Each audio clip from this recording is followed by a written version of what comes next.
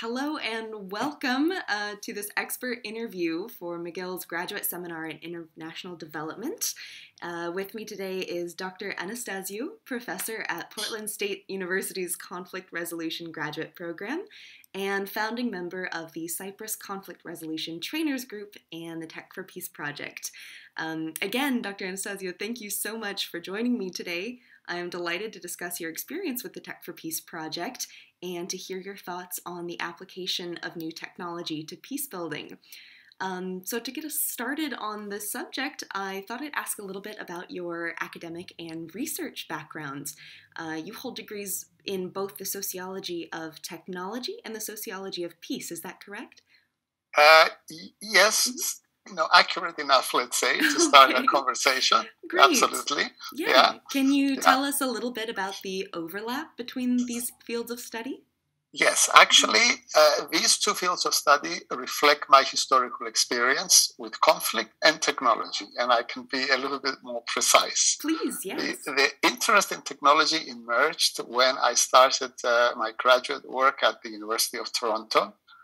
But this was after spending 4 years in the United States and moving from Cyprus, which at the time was a kind of developing country, to the hustle and bustle of Toronto. And one of the things that really struck me is how much technology was part of daily life and how much technology was part of the environment in which we lived. And yet I was stunned that technology was not being studied.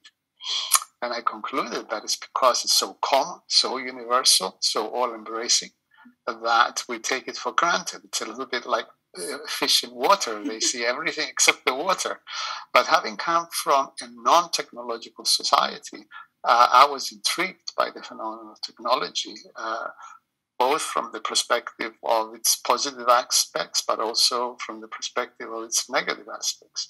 And of course, while I was studying in Toronto, we had the coup d'etat in Cyprus and the invasion of Cyprus, which was very difficult to assimilate at the time. And in fact, in some ways, being outside of Cyprus while the conflict was unfolded was quite traumatic because I watched the whole war on television. On the one hand, I was protected because I was away, but at the same time, it brought the war very much into my experience. And I remember how my view of conflict changed at the time.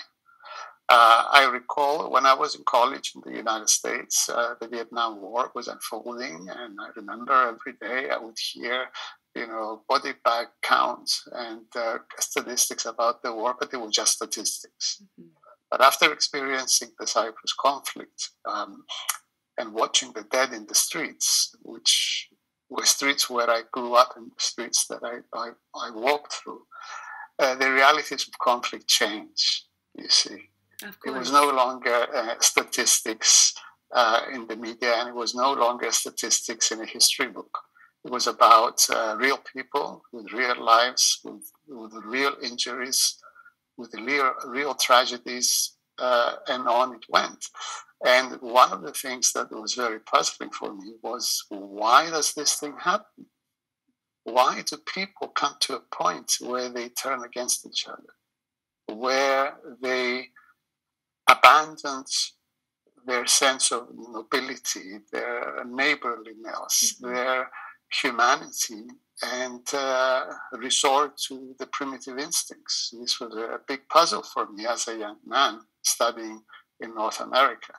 So that was part of the motivation that prodded me to reflect on the nature of conflict, on the dynamics of conflict, and how do you preserve peace? How do you overcome conflicts once they erupt? All these thoughts I took back with me to Cyprus when I returned. And that's when we started our engagement in peace-building initiatives in Cyprus. But perhaps you have, more specific questions for me. I would like to ask a little bit about how you were brought back to Cyprus after your experience in the United States and Canada and studying.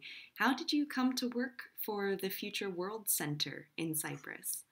Well, the original plan, I have to understand that when I studied, at the time when we decided to move to the States and study with my wife and then to Canada for graduate work, the plan was to return to Cyprus, partly because Cyprus at the time,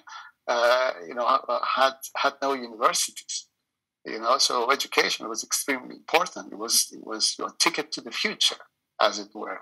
So the understanding, and by reason of our status as foreign students with student visas, we had to return to Cyprus. So after our studies were completed, we returned to Cyprus. We settled down, we had families, but the experience of a divided island and the threat of another flare-up and the residue of the pain and the anguish of past encounters, inter-ethnic conflicts with a coup d'etat and an invasion in the backdrop, always created a kind of unsettling experience that was very immediate. It's not like, in North America, the United States has been at war for 20 years, but you can live your life in a way that you can block that out completely. Cyprus is too small for that. The conflict and the prospect of another flare-up was very much part of the immediate experience.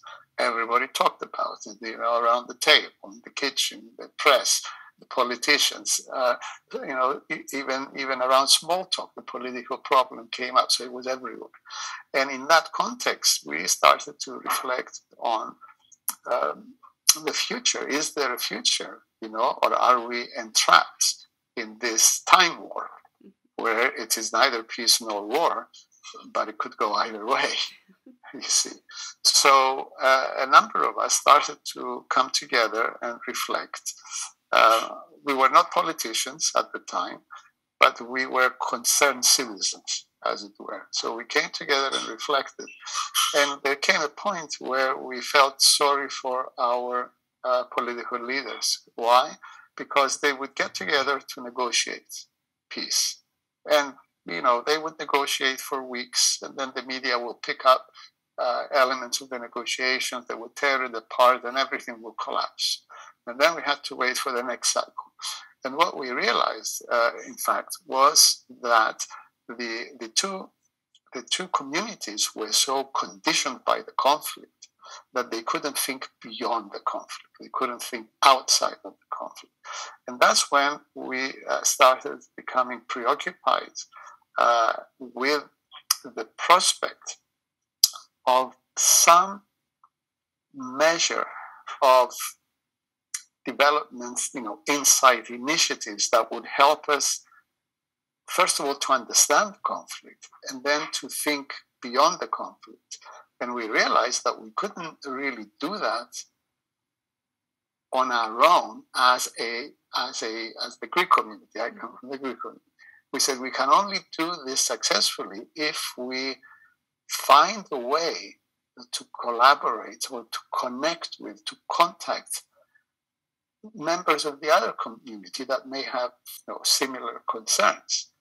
And we said, yes, that's what we need to do.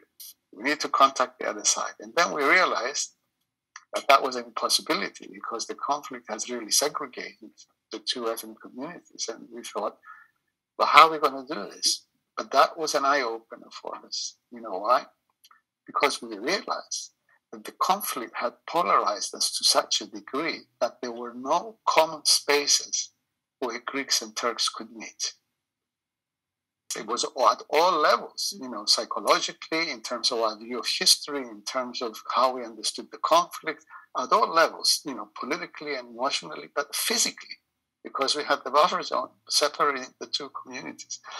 And then we realized what conflict does. What conflict does, it boxes us in, and it deprives us of common spaces. And then we thought, well, how are we going to do this? And that's when we went to the UN and we said, we have no idea how to do this, but we would like you to help us reach out to people who have similar reflections and questions and agonies like us to meet.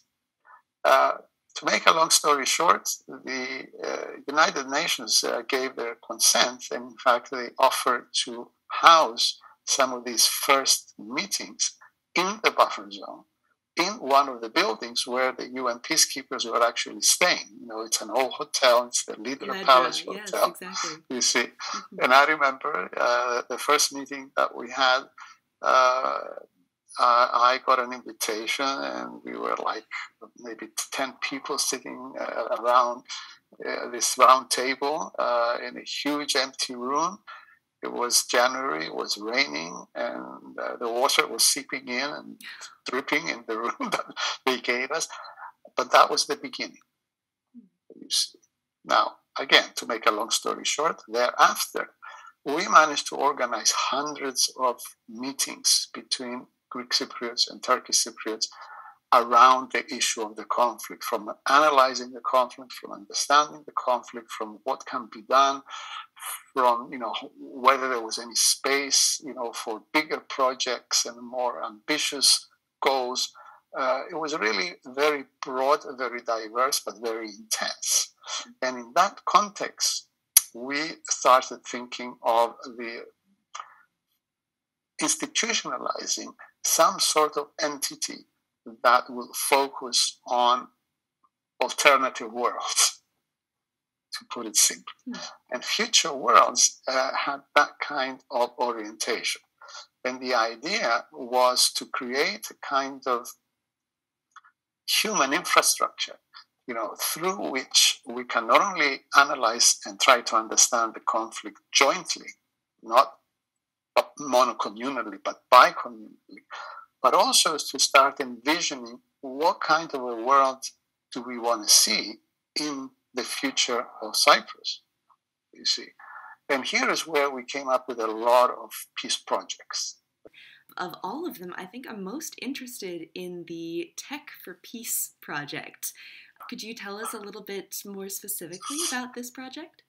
Yes, the project Tech for Peace emerged in the context of a historical period. This was the late 90s now, where huge controversies emerged in the context of Turkey wanting to draw closer to the European Union, and Greece being a member blocking Turkey because they didn't meet the Maastricht criteria to enter the waiting room, etc. So these dynamics had an impact on those of us who were meeting in the buffer zone, because the Turkish army decided, well, if Greece is treating us like this, no more contacts between Greeks and Turks in Cyprus.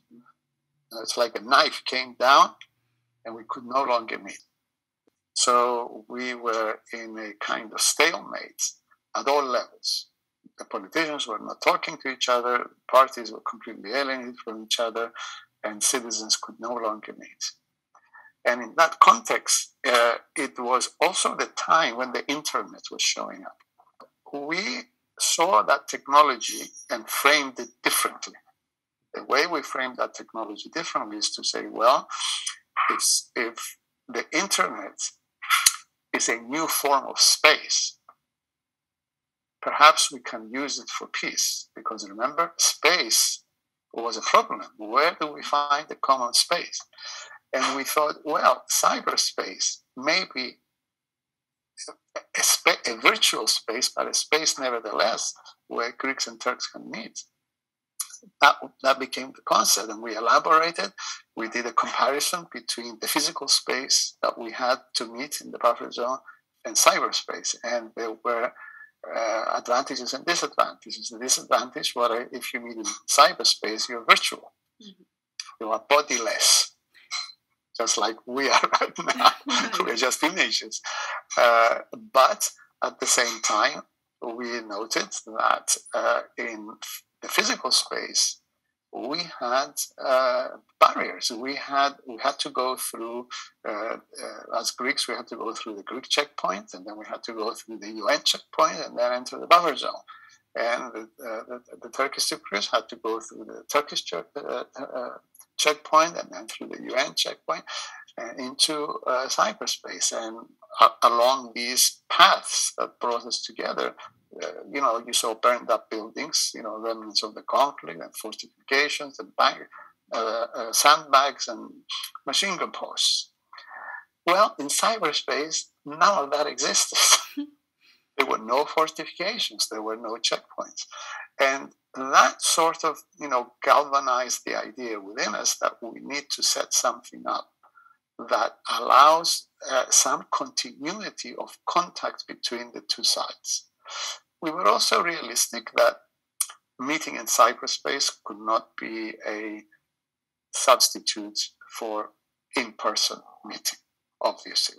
But given the circumstance, we thought it could provide a temporary bridge until we were able to actually meet in the real world of flesh and blood.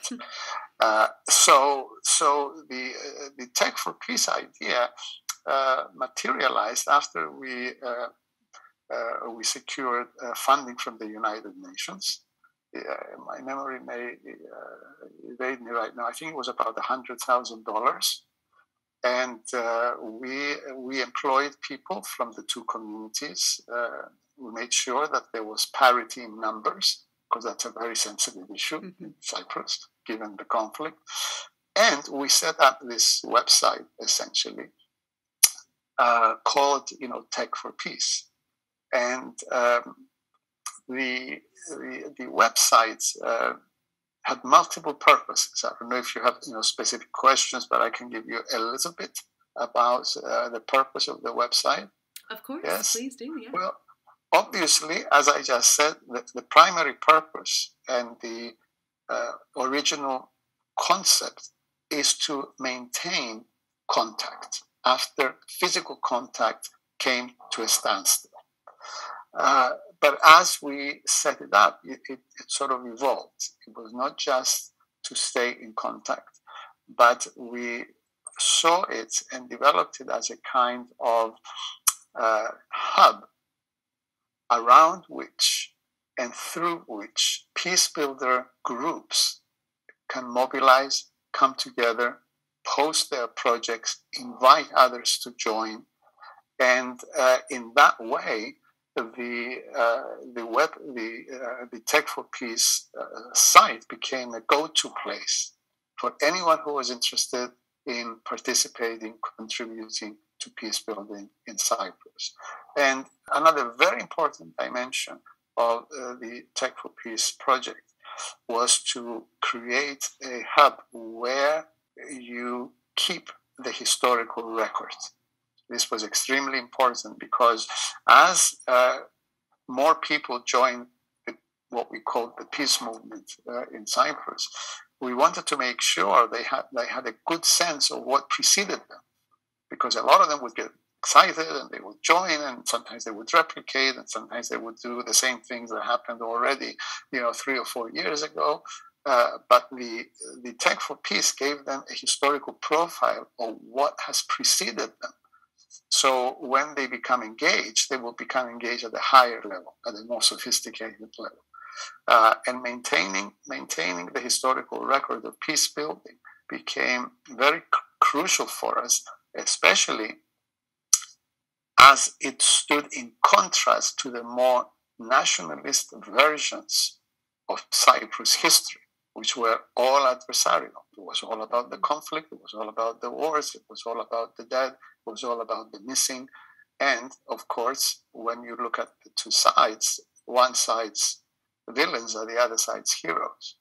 Then the question, how do you go beyond that? And we felt that the history that was recorded through the Tech for Peace project provided an alternative history and an alternative new history, the history of the future. Yes? Yes, that's a beautiful phrase, the history of the future. That is fascinating. Speaking of the future, can you make any predictions on the use of technology in similar ways for the development of a communal identity in Cyprus? Okay, let me just say this about technology. I really don't think that technology in and of itself can really do much, even though technology has huge impact, positive and negative. The challenge is how do you frame it? How do you frame technology so as to render it a catalyst for peace? Right now, a big controversy that has added another layer to the Cyprus problem is energy exploration in the Eastern Mediterranean. That is technology. In fact, the reason why that was not a problem in the past is because technology did not advance to the point where the country could, extract energy from the sea. In that context, the technology that is available is not contributing to peace, it's contributing to further polarization. Again, what I am stressing here is that we should not be thinking about technology in the abstract. We should always contextualize it. And we should also understand that technology is a double-edged sword. It's really up to societies, citizens, politicians, business people, how we integrate the technology. And today you see both. We have artificial intelligence now that runs weapons. But at the same time, we have enormous advances in medicine, the same technology. We're moving to a point where doctors can use artificial intelligence to diagnose, to conduct surgeries, to do a whole range of things. So I can't stress enough that the approach to technology should always be contextual in light of what political arrangements, what economic arrangements, what social arrangements, what legal frameworks, and what moral principles can contextualize technology in such a way to render it a positive catalyst for peace and human well-being. That is a critical question. That is absolutely fantastic perspective. My sincerest thanks for your willingness to share your expertise on this subject. You're very welcome. Great thank you to you, Maya, for your invitation, and perhaps our paths will cross again down the road. I certainly hope so. Thank you.